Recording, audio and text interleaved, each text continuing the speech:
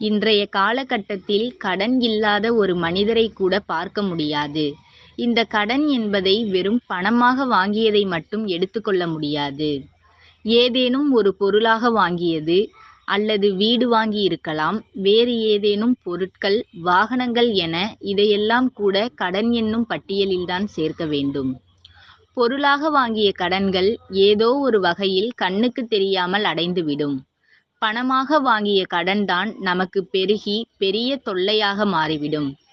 ஏனெனில் பொருளாக வாங்கும் கடன் குறிப்பிட்ட அளவிற்கு மேல் வாங்க முடியாது. ஆனால் இந்த பணமாக வாங்கிய கடனுக்கு வட்டிக்கு வட்டி என பெருகிக் கொண்டே போகும்.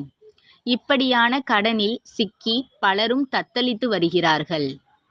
அவர்கள் கரை சேருவதற்கான ஒரு எளிய மந்திர வழிபாட்டு முறையை தான் மந்திரம் குறித்த இந்த பதிவில் நாம் தெரிந்து கொள்ளப் போகிறோம். கடன் தீர என்று நாம் சொன்னவுடனே நம் ஞாபகத்திற்கு வரக்கூடிய கடவுள் கந்த கடவுள்தான். ஏனெனில் மனிதன் தீராத பிரச்சனையான இந்த கடனில் இருந்து உடனே மீட்கக்கூடிய தெய்வம் அவர்தான். இந்த கடனில் இருந்து வெளிவர உதவக்கூடிய வரும் அங்காரகாரகன்தான். அந்த அங்காரகனின் அதிதேவதையாக இருக்கக்கூடியவர் இந்த கந்த கடவுள்.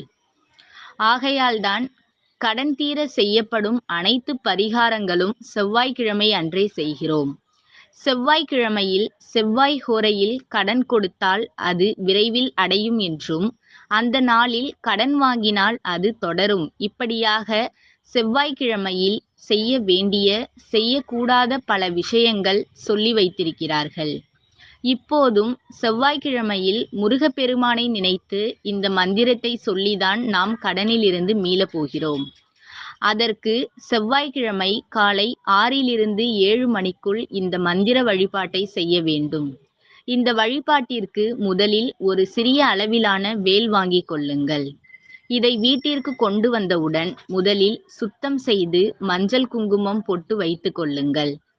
ஒரு டம்ளரில் பச்சரிசி நிரப்பி அதில் இந்த வேலை சொருகி பூஜை அறையில் வைத்து விடுங்கள். முருகருக்கு உகந்த செவ்வரளி பூக்களை வேலுக்கு மாலையாக தொடுத்து போடுங்கள். செவ்வாய்க்கிழமை செவ்வாய் ஹோரையில் இந்த வேலுக்கு முன்பாக ஒரு தீபம் ஏற்றி வைத்துவிட்டு நீங்கள் தீபத்தை பார்த்தவாறு அமர்ந்து கொள்ளுங்கள். ஓம் ஷம் சரவணபவ என்ற இந்த மந்திரத்தை 108 முறை சொல்லுங்கள். அதன் பிறகு அன்றைய தினத்தில் அருகில் இருக்கும் முருகர் ஆலயத்திற்கு சென்று வழிபாடு செய்வதும் முக்கியம். இந்த மந்திர வழிபாட்டை செவ்வாய்க்கிழமை தோறும் செய்து வருபவர்களுக்கு நிச்சயம் கடன் தீருவதற்கான வாய்ப்புகள் தேடி வரும் என்று சொல்லப்படுகிறது. நம்பிக்கையுடன் செய்யும் எந்த வழிபாடும் பூஜையும் நிச்சயம் நல்ல பலனை கொடுக்கும். அந்த வகையில் இந்த ஒரு மந்திர வழிபாட்டையும் நம்பிக்கையுடன் செய்து உங்களுடைய தீரா கடனிலிருந்து விரைவில் மீண்டு வெளிவர வழி தேடிக் கொள்ளுங்கள். நன்றி.